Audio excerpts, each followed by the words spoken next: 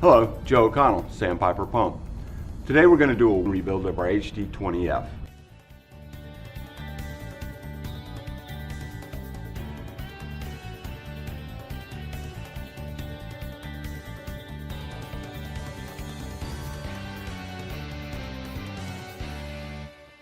Out front we have our Sandpiper Genuine Parts wet-end kit and air-end kit. We'll be utilizing these kits in our rebuild today. Identifying which kit is required for your repair has become easier on newer pumps with the permanently affixed metal serial number tag that now indicates the wet end and air end kit information for the pump. Kit information can also be found in the service and operating manual. Sandpiper Genuine Replacement Parts, wet end and air end kits provide a bill of material of the components included in the kit. All items included in the kits are components that Sandpiper recommends replacing when rebuilding a pump. The pump we are using today is an example of the ease of kit installation. Always consult your respective service and operating manual before performing any maintenance on your pump. Service and operating manuals include composite repair parts drawings, repair parts list, and torque specifications. Rebuild you're going to see is accurate in man, method, and machine, but for video purposes, some parts of the work performed have been condensed in time. At any point during the presentation, please pause this video until you've completed any part of the process. The pump we're using in this presentation today has been built new and is considerably easier to work with than a pump that has been used in a process. Additional time may be required for the preparation and separation of parts and components during the rebuild. Okay, let's get started. Today we're going to use an impact gun for the ease of maintenance, but all the work performed can be done with simple hand tools. So we're going to go ahead and start by taking off this module right here. Great feature about this is this handle can go on either way. As you can see, this handle's on this side. This handle can go this way or this way. Once you have the cap screws off, you can now remove the end cap. With the end cap removed, you can access the flap valve assemblies. Using an Allen wrench, go ahead and remove the flap valve assemblies, suction and discharge. And behind each flap valve assembly is an O-ring. Go ahead and remove those O-rings and discard them.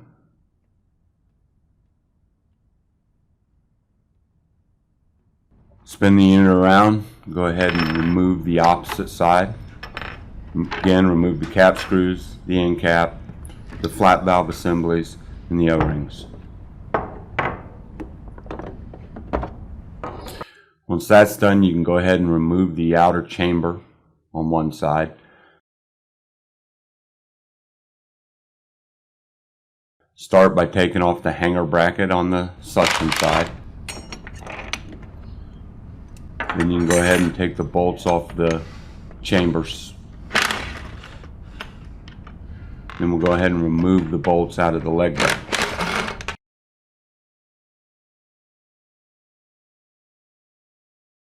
Once you have that done, you should be able to separate the outer chamber from the inner chamber. It may take a screwdriver or a pry bar, but just slightly pry it loose. Those are O-ring seals on the manifolds. You can go ahead and discard those.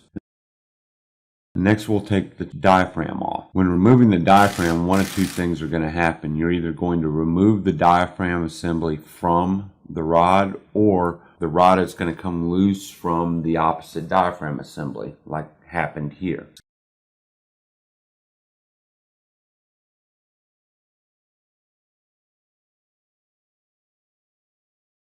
Go ahead and take the opposite side off now.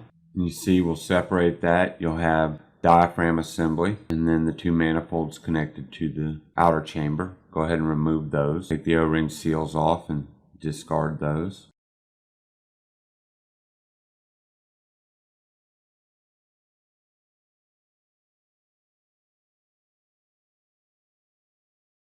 Now we've completely unassembled the wetted side. Now we'll take the inner chamber off the intermediate. Go ahead and remove the 4 screws holding the inner chamber to the intermediate.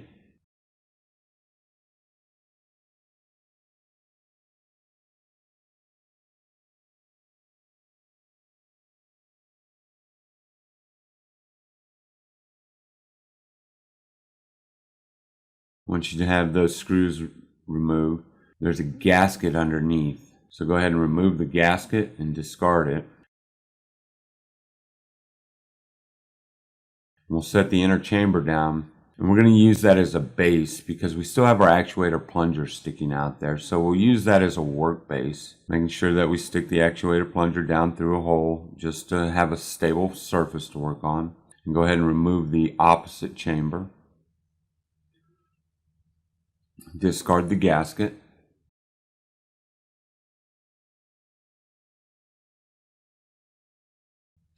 Now we can start working on the main air valve assembly and the pilot valve. So remove the main air valve assembly. And then go ahead and remove the pilot valve.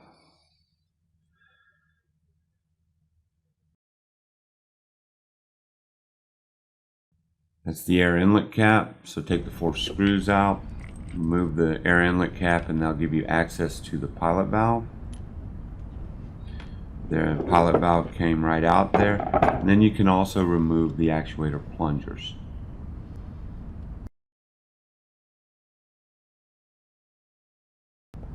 Once you have the actuator plungers out, you can set the intermediate down. You want to go ahead and remove the star ring, the bushing, and the O-ring that the actuator plunger slides in. Don't forget the O-ring in the very bottom. And you can go ahead and remove the U-cup. Flip the unit over, complete the same procedure on the opposite side, removing the star ring. Discard that. The bushing. Here we're going to remove the U-cup. And then the O-ring in the very bottom of the receiver. With that completely disassembled, now we want to disassemble the outer and inner plate from the diaphragm. So go ahead and put your inner plate in a vise. Make sure that you grab around the bottom of the inner plate and not on the radius. You can go ahead and separate the components.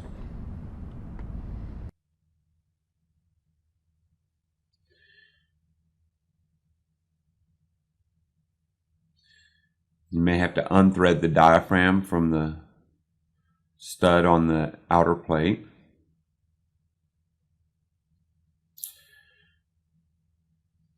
Then we'll go ahead and start to take the diaphragm rod off the opposite diaphragm assembly.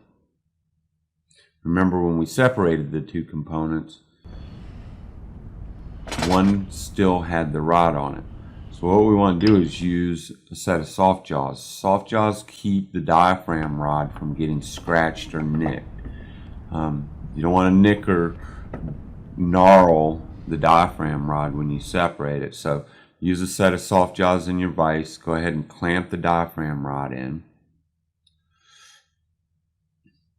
Once you do that, you should be able to separate the assembly from the rod.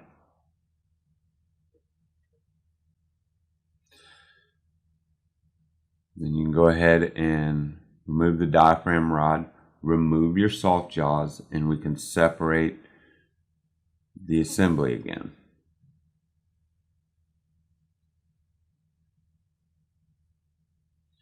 Sticking the inner plate in the vise, make sure you grab hold of the lower portion of the inner plate and not up on the radius.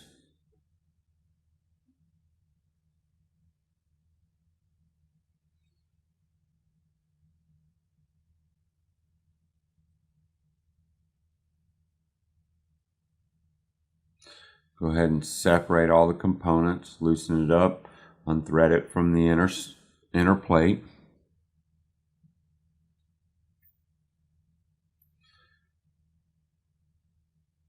And again, you may have to unthread that diaphragm from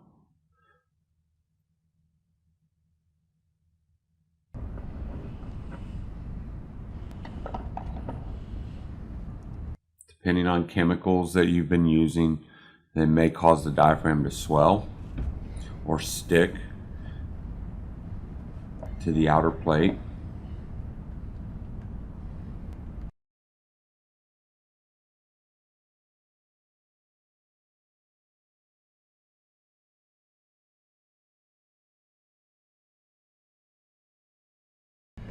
Next, we're going to go ahead and disassemble our main air valve assembly.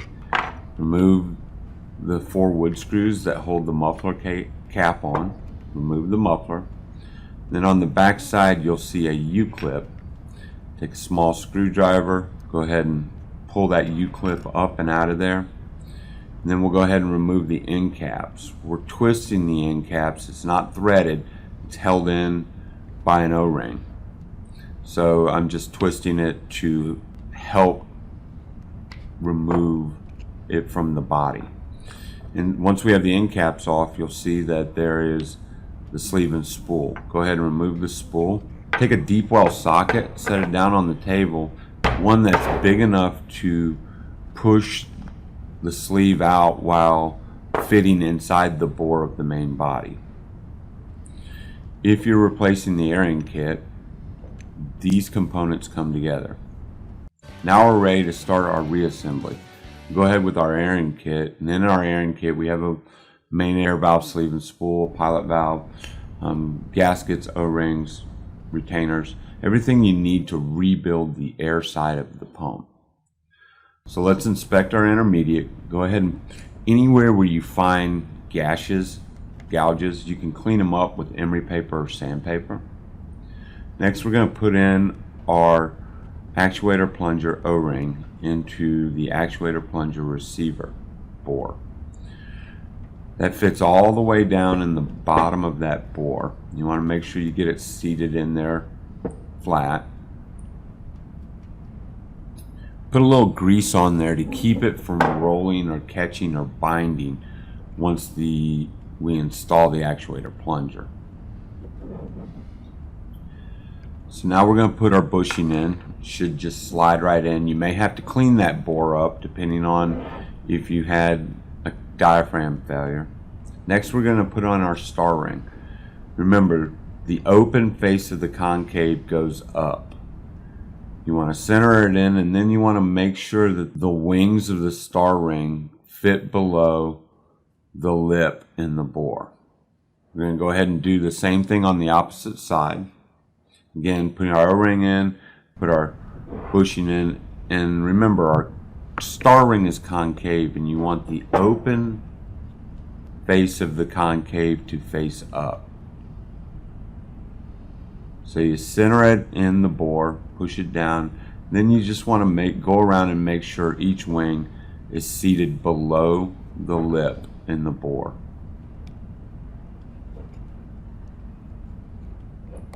Next, we're going to take our U-cup. The open face of the U faces up. So we're going to put it in the receiver.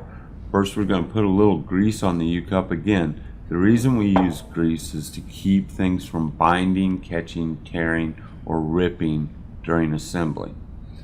Put a little grease on there because that's where the diaphragm rod will go through the U-cup.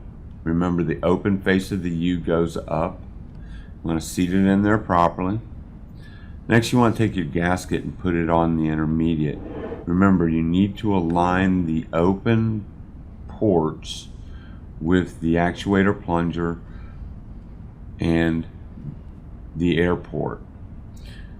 Next, you want to put your chamber on, aligning the actuator plunger port and the air port. Install your 4 screws. Make sure you do it in a crossing pattern. Then you want to torque those in. You'll find torque specs in your service manual. Now we're going to go ahead and do the opposite side. Install the chamber. Make sure you install your U-cup first. Open face of the U-cup goes out. Then your gasket. Remember to align the actuator plunger hole and the air port on the gasket and the inner chamber. If you don't line those up, you will have a problem. Just go ahead and install your screws. Torque them in. Make sure you do it in a torquing pattern, bringing the chamber down evenly. Next, you want to install your actuator plungers through the port where the pilot valve goes. Remember, it looks like a little nail. The head of the nail should be going into the port, so we can push it through the hole in the port. Putting a little grease on there also, so that we're not catching or binding those components as we assemble it. You always want to grease those things, just for assembly purposes only. Next, we have our gasket for our pilot valve. That gasket is non-directional, just like the pilot valve. You can put the gasket in the pilot valve. Then you put the air inlet cap gasket on, again, non-directional. And the air inlet cap. Doesn't matter which way you put it on. All of those components are non-directional. Go ahead and tighten up the bolts in a star pattern, bringing it down evenly. Next, we're going to go ahead and replace the O-rings on our end caps. So go ahead and remove those O-rings, the old O-rings. New O-rings are included in the kit.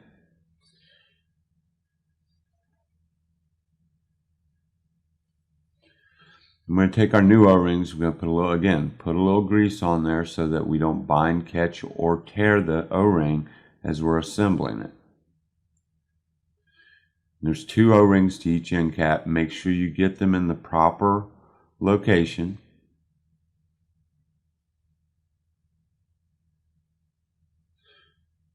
Once you get all the O-rings on both end caps,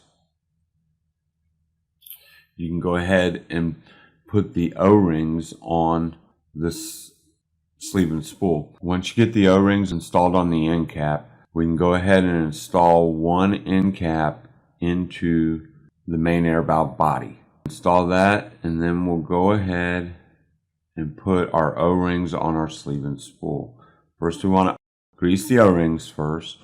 Go ahead and install them on your sleeve and spool on the sleeve, making sure that you get each O-ring set in the correct position. Using grease to ensure that we don't roll, cut, nip the O-ring once we install the sleeve and spool into the main air valve body.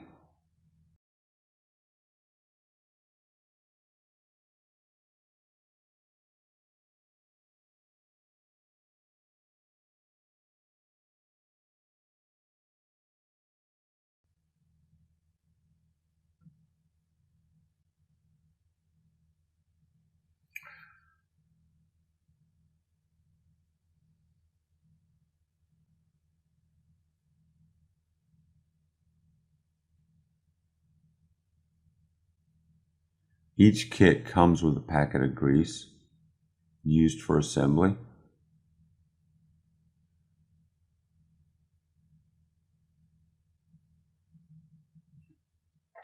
Once we have all the O-rings in, you can just go ahead and push the sleeve and spool in, twisting it, pressing it, twisting it, so that you're not nicking or cutting the O-rings. You want to do that slowly. And go ahead and stick your spool in and grease the O-rings on the other end cap and slide the end cap in. The sleeve will self-align.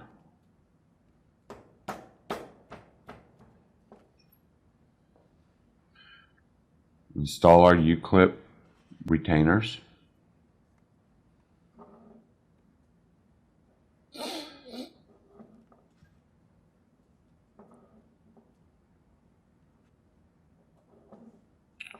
And go ahead and reinstall our muffler. Make sure you clean the muffler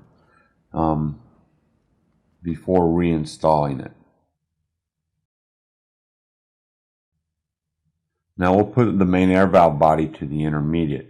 Remember, this gasket is one directional. You have to line the holes on the gasket with the pilot valve ports in the main air valve body. So again, this hole has to align with that hole. Making sure that you align those holes, then you want to align those holes with the holes in the intermediate.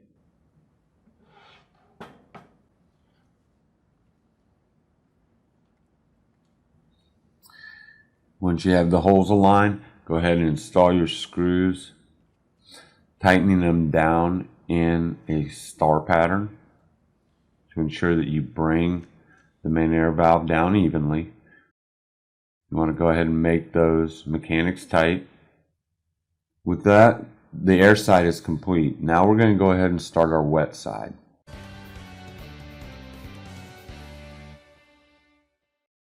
First, we want to take our inner plate. You want to put your hands on it and check it for any cuts, nicks, gouges. You can dress those up with sandpaper or emery paper as long as you maintain the radiuses that are in the plate already. Next, you want to install the inner plate into a vise, making sure that you grab the lower portion of the plate.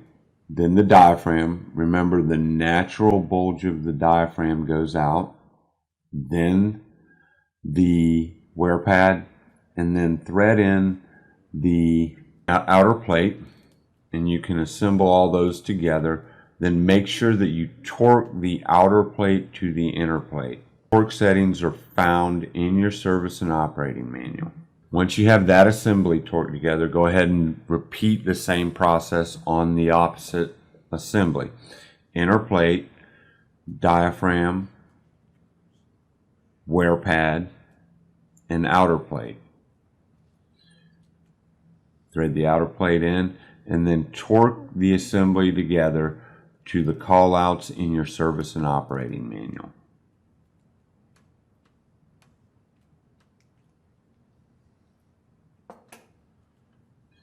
Once you have that done, you can go ahead and torque one assembly to the diaphragm rod. So go ahead and grab the diaphragm rod in the vise using your soft jaws. Again, you don't want to gnarl nick the diaphragm rod. Thread the assembly onto the rod and torque it to the called out manufacturer specification in your service and operating manual.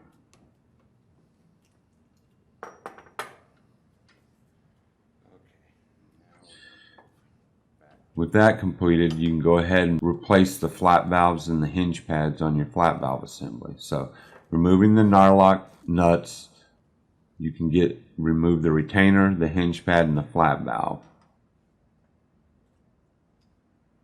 Clean up the seat. You can dress it up with sandpaper, emery paper.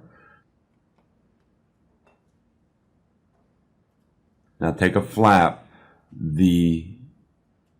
The L portion of the flap faces down,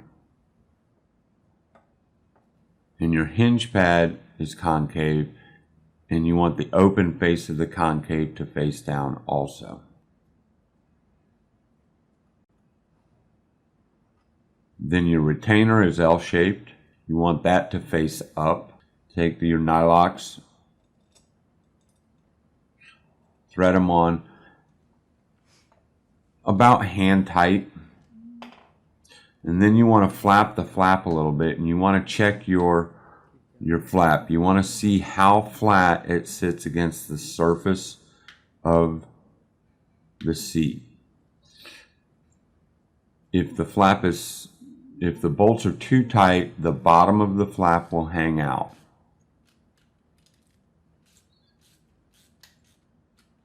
If the bolts are too loose, the top of the flap will hang out. You want to adjust the bolt nuts until you have the flap sitting squarely on the seat.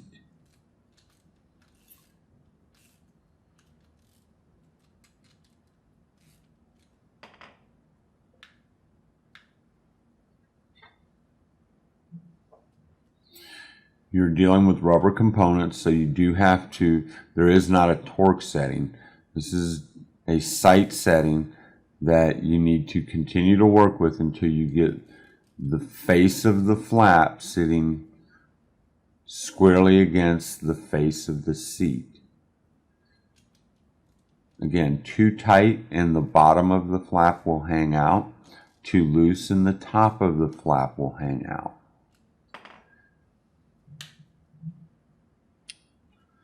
You want to go ahead and repeat that procedure for all 4 flaps.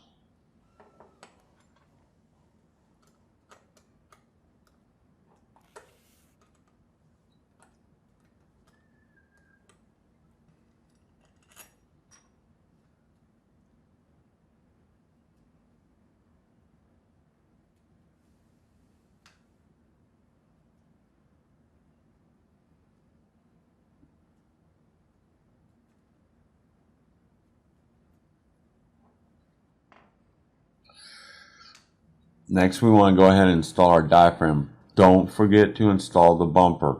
One of the main things that's always forgotten is installing the bumper. So put your diaphragm on, line it up with the bolts. Next, we want to line up our chamber with the top of the pump. Remember, the top of the intermediate, top of the pump is the nameplate. So you want to put the suction side up and the discharge side down. Once you do that, get a couple of bolts in place to hold the chamber down.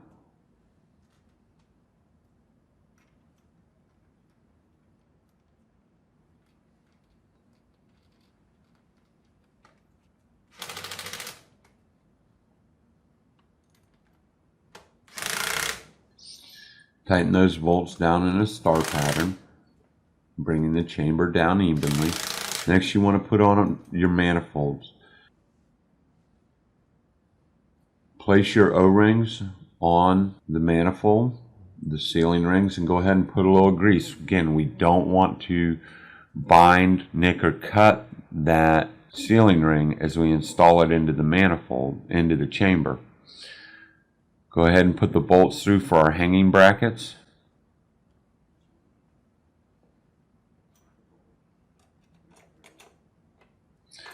And we'll go do the same thing for the opposite manifold. Doesn't matter which one you start with. You can start with the suction side or the discharge side. The manifolds are universal. They can be suction or discharge. Just remember, when you put the sealing ring on, you put a little grease, and that you put on the discharge side, there's two sizes bolts. You have a large bolt, a long bolt, and a short bolt. I'm going to take the short bolt and put it through the manifold. And the long bolt will actually go through the chamber. Put your leg bracket on. Remember, the L kicks outward. Put your short bolt in, and then you're going to use your longer bolt to go through the chamber.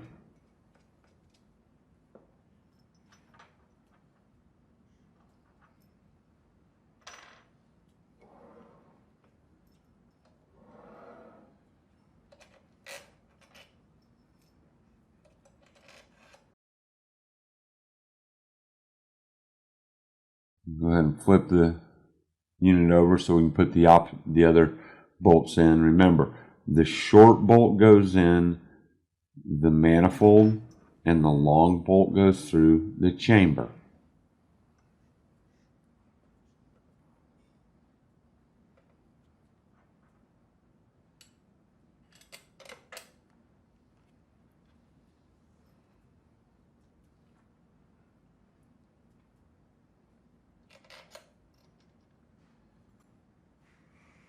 Now we'll go ahead and thread on our opposite diaphragm assembly. You may need to invert the diaphragm to get it onto the rod. Just simply invert the diaphragm, as shown here. Make sure you put your bumper on, and then go ahead and thread that assembly onto the diaphragm rod.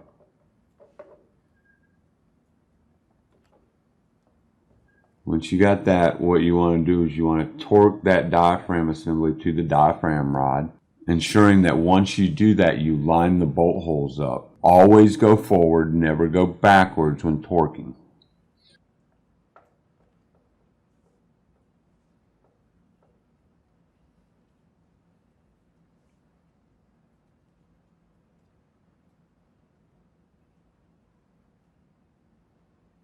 Next, we want to put our sealing rings on.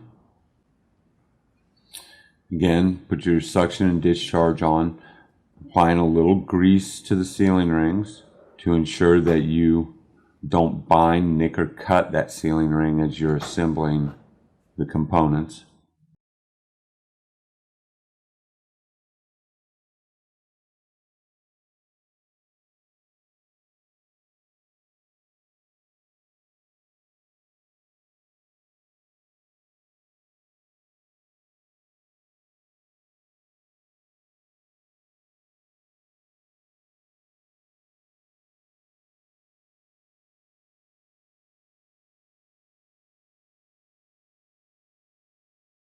And then you can install the outer chamber.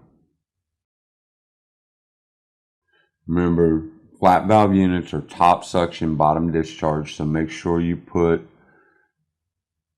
the suction side up and the discharge side down. The larger ported side of the pump goes up, the small hole port goes down. Remember, your nameplate is up. So we'll install the chamber. Go ahead and push that assembly together. Get a couple of bolts in to hold it all together as you assemble the rest of the components on it. Go ahead and tighten the bolts up a little bit and then tighten them down evenly in a star pattern.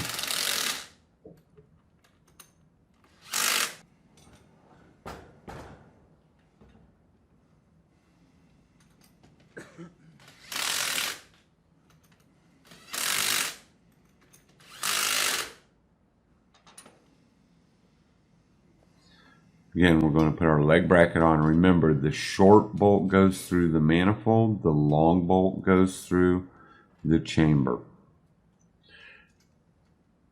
The L faces out.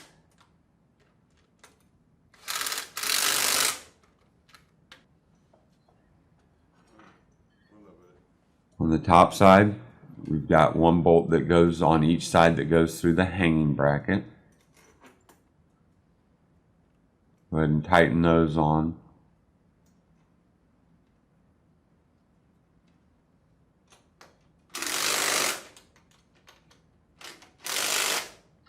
Go around, make sure all the bolts are tight.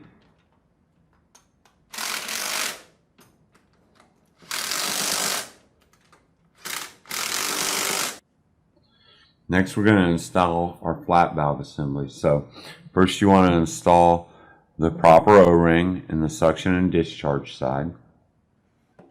Then your flat valve assembly. Remember this, on the suction side, the flat valve assembly faces in. And on the discharge side, the flat valve assembly faces out.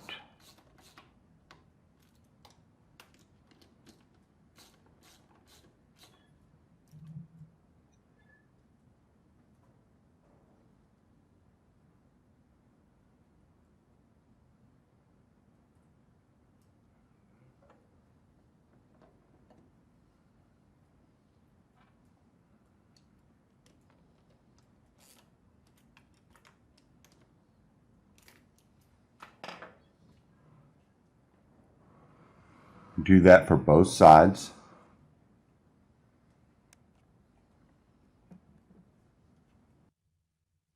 Now you can put your end cap on. We have a gasket. The flat face of the gasket faces up. The ridged portion of the gasket faces down into the end cap. The end cap is designed that it can only go on one direction. So if you have the flaps reversed, or if you have the end cap reversed, it will not go together. Install your two screws on the top and the bottom, and then decide which way you want to install your handle, either vertical or horizontal. Either way, it does not matter.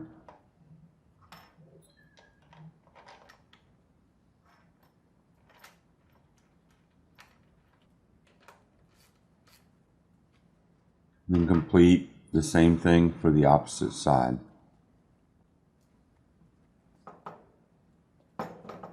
Again, the ridged portion of the gasket faces down into the end cap. It will only go on one way.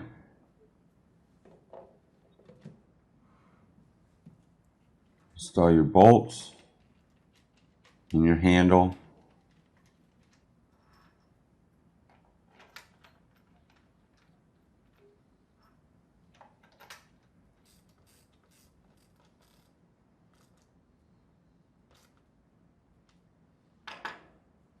Now your assembly is complete.